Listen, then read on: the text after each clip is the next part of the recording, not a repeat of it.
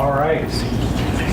Finalist number 10 is Buffy Turton in Student Affairs and Higher Education, and her advisor is Elisa Avis. And the title of her presentation is Crossing Boundaries, Shifting Tensions, Experiences of a First-Year Generation College Seniors Navigating the Worlds of Home and School in a 4-Year Residential Institution. Buffy. Thank you.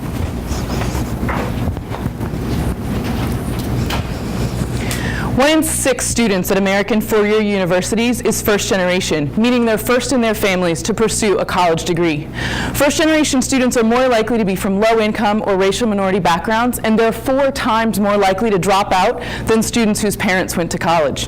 The parents of first generation students don't know the experiences and demands of college life. So for these first year students, navigating between home and school introduces a tension as they begin to negotiate these two disparate worlds. My dissertation research focused on the experiences of 8 successful seniors here at Miami on the Oxford campus. I looked at how they navigated tension between home and school and ultimately achieved their goal of graduating from college.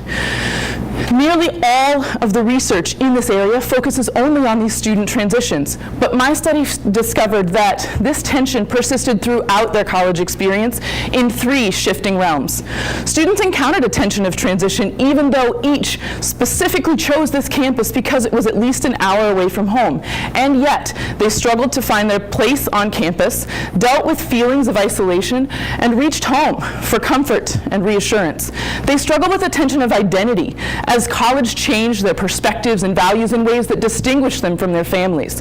One student discovered that she'd become a new self at college, a new feminist self who was passionate about social justice and therefore more critical of her family's conservative ideals at home.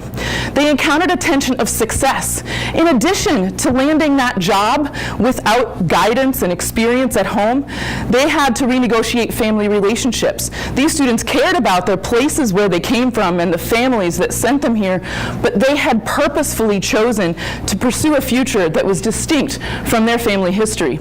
In all this tension, there were 3 things that made a big difference. First, their fierce commitment and focus on the future made a difference when they were experiencing the difficulties and isolation of college life. One student used motivational mantras like, "Progress concedes nothing without demand." This internal strength stemmed from a desire to make a positive change in their lives, a fear for what would happen if they didn't, and a belief that their success would benefit those they loved. Validation was also really important in calming their self-doubts and reinforcing the messages that they did belong here, they could succeed, and they deserved support from others.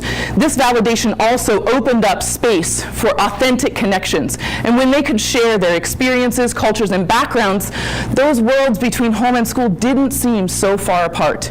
When universities can recognize the persisting tension, these tensions of first-generation students, and maximize these areas of support, we can equip and empower our first-generation students for success during and beyond their college journeys.